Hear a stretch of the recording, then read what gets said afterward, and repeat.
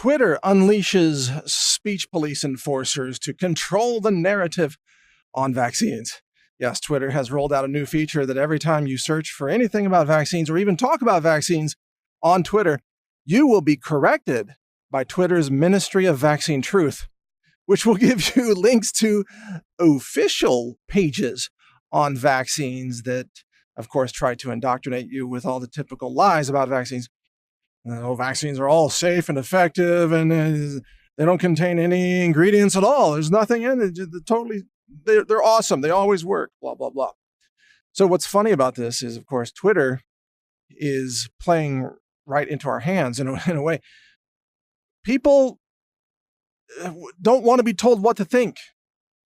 People don't want to be policed in terms of their speech. And when Twitter starts popping up these messages like, how dare you discuss the composition of a vaccine? That's not allowed. You have to go to this official government website or CDC website. This is what you have to. People's reaction to that is going to essentially result in a massive backlash against Twitter. I bet you Twitter will pull this feature after a while because it's going to result in more people questioning vaccines. Like before, when folks were just talking about vaccines online, it was just a normal conversation. But now Twitter jumps in with speech police like online Nazis. You must believe this view on vaccines. That's going to raise a lot of red flags in the minds of people, especially Americans who have grown to become very, very skeptical of all official positions, especially when Mark Zuckerberg gets involved, or in this case, Jack Dorsey gets involved, or Google starts selectively censoring as they've done, or when YouTube accounts get shut off. I tell you what's interesting in all of this. All this censorship has brought the vaccine truth videos to Brighteon.com. That's our YouTube alternative website, Brighteon.com. It's spelled Bright, E-O-N, like a bright eon.com. Version 2.0 is launching in June. That will be even more resistant to upstream censorship efforts that try to take us offline. We've got, I don't know how many thousand vaccine videos on there now, many of which were banned on YouTube and banned on Twitter and banned on Facebook. So Brighteon is becoming the place to get the truth about vaccines. And what's interesting here really is that Twitter won't even let you talk about vaccine ingredients. You can't talk about what's in them. Think about how insane that is. Like you go to the grocery store, federal law mandates that the food you buy has a ingredients label that tells you what you're going to eat. What's in this?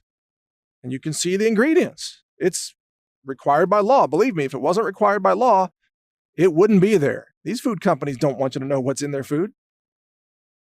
Most of them don't. But for vaccines, you can't talk about the composition. You can't talk about it. And the media lies about it, of course, as you would expect. But you can go to the CDC's website and you can go to the FDA's website, and we've done this, and we've gathered their documents. So this is publicly posted government documentation, and we've copied the PDFs over to the NaturalNews.com servers, and you can see these throughout Natural News articles about vaccines, and they admit the composition of vaccines. And again, I've linked to this so many times.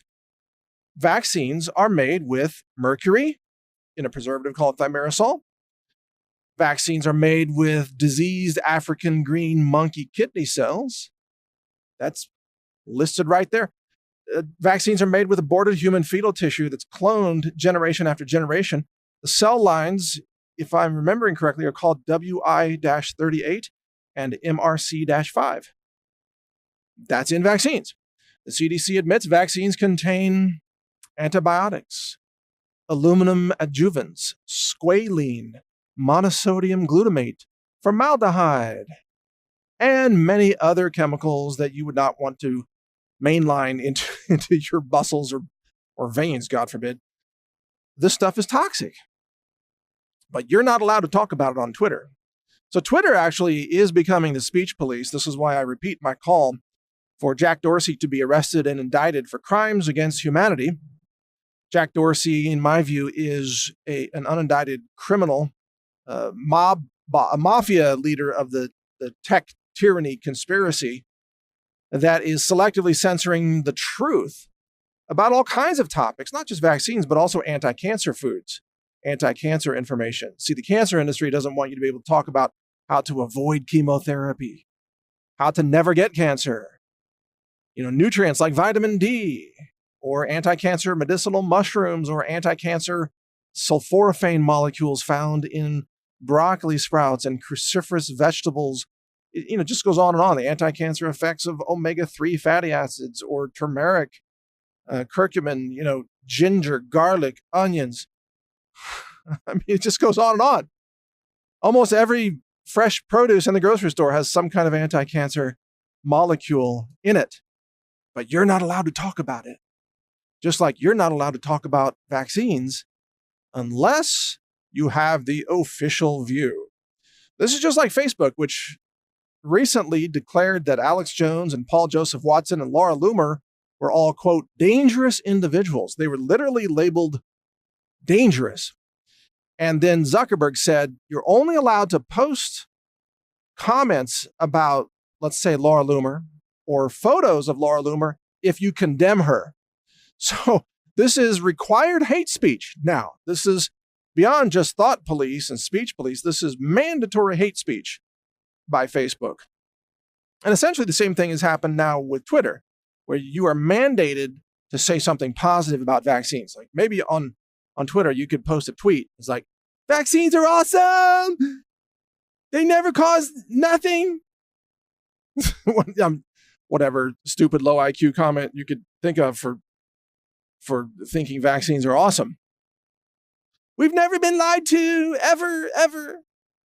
What if you just started putting out denials? No, the polio vaccine did not contain hidden cancer viral strains called SV40 that infected 98 million Americans. And no, the CDC did not scrub its website of that in the year 2013 in order to revise history and delete that true incident from the history of humankind. No, none of that ever happened.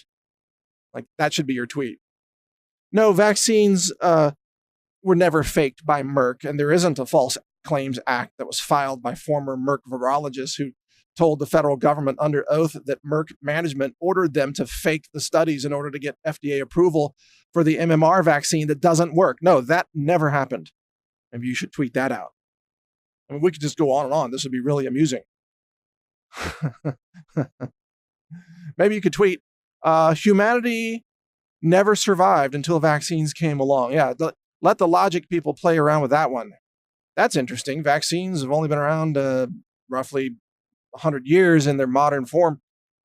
Humanity's been around, according to the anthropologists, for hundreds of thousands of years. So how did humans survive before vaccines? And how do animals in the wild survive without vaccines? Well, you're not allowed to ask that. You have to have the official opinion. So, by the way, Brighteon.com right now is the video platform, but we are adding Twitter-like functionality to it later in the year. At least that's the current plan. We're currently working on the transition to Brighteon 2.0, but as soon as we finish that, we're going to be working on the Twitter text-like functionality, where we'll have text messaging capabilities. So if you have an account on Brighteon, you'll be able to have followers. They can subscribe to your channel, and you'll be able to post videos as well as text, comments. And your followers will see everything that you post. If they follow your channel, they will see everything. We do not shadow ban. We do not filter. We do not prevent them from seeing your video or your text or anything. If they don't like what you have to say, they can unsubscribe from your channel. That's our view on it. I mean, every person has their own channel. People want to follow you, that's their business. It's not our job to interfere with that.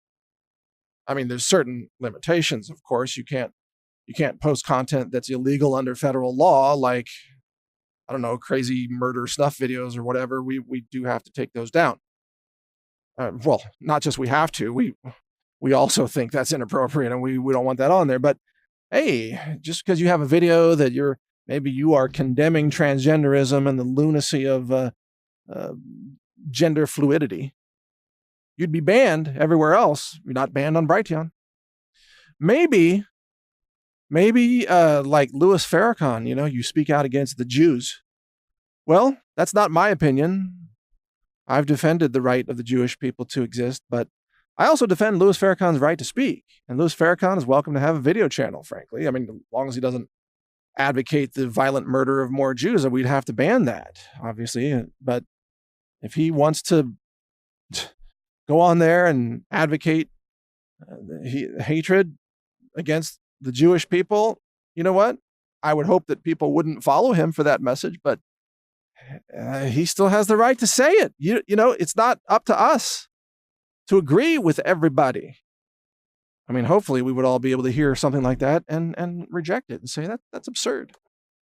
But you need to be able to see what people are saying. You can't drive it underground and have all this speech go underground where it kind of festers in the darkness. You need to bring it out into the light so that everybody can see and everybody can decide that that's not the kind of speech that we want to subscribe to. Give people the choice. That's what we believe at Brighteon.com. So yeah, check it out. I've been banned off Twitter for several months now, permanently banned with no reason. Of course, they didn't give us a reason, but it maybe has something to do with vaccines. Who knows? Twitter is now a place of incredible disinformation, and Jack Dorsey is a propagandist and a disinformation agent, and I believe an unindicted criminal who has committed crimes against humanity.